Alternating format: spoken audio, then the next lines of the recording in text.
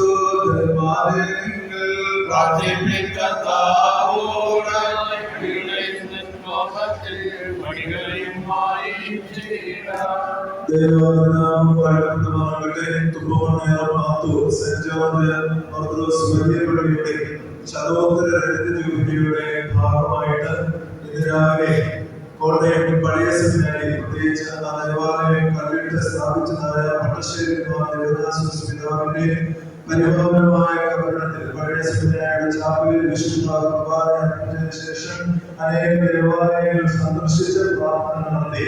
ഇപ്പോൾ മണ്ണൂർക്കാട് സെന്റ് ഗ്രിഗോറിയസ് ദേവാലയത്തിലേക്ക് എത്തിച്ചേർന്നപ്പോൾ ഈ ദേവാലയം വളരെ ഊഷ്മളമായ ഒരു സ്വീകരണമാണ് ഞങ്ങളുടെ ഇടവകയ്ക്ക് നൽകിയത്. പ്രത്യേകിച്ച് പരിശുദ്ധ പ്രകടനത്തിന് വേണ്ടിയുടെ തിരുശേഷിപ്പടം കുടികൊള്ളുന്നതായ ഒരു ദേവാലയമാണിത്.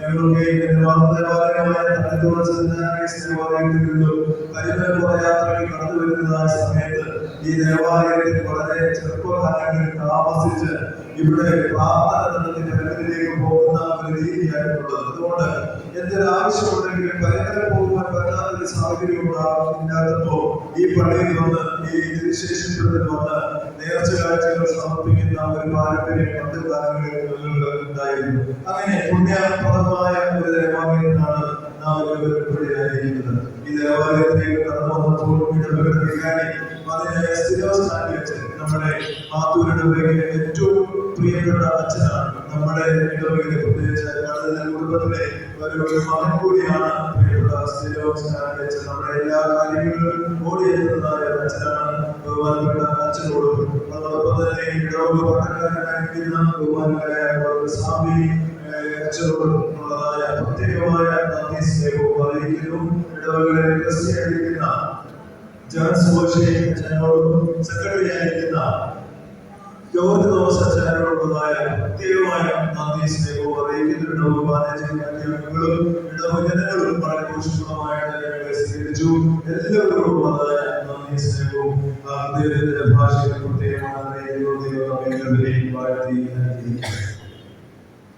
പ്രത്യേകമായിട്ട് കടന്നു എല്ലാവർക്കും ഇപ്പോൾ റിഫ്രഷ്മെന്റ് തയ്യാറുണ്ട്. അതിലൂടെ സംബന്ധിച്ച ശേഷം മാത്രമേ പ്രത്യേകം ഓർമ്മിക്കുന്നു. ഒരിക്കൽ കൂടി മാത്തൂർ സെന്റ് ജോർജ് ദേവാലയത്തിന് പെരുന്നാളിൽ എല്ലാ ആശംസകളും ദൈവം എല്ലാ അനുഗ്രഹങ്ങളും കിട്ടി എന്ന് പ്രാർത്ഥിക്കുകയും ചെയ്യും.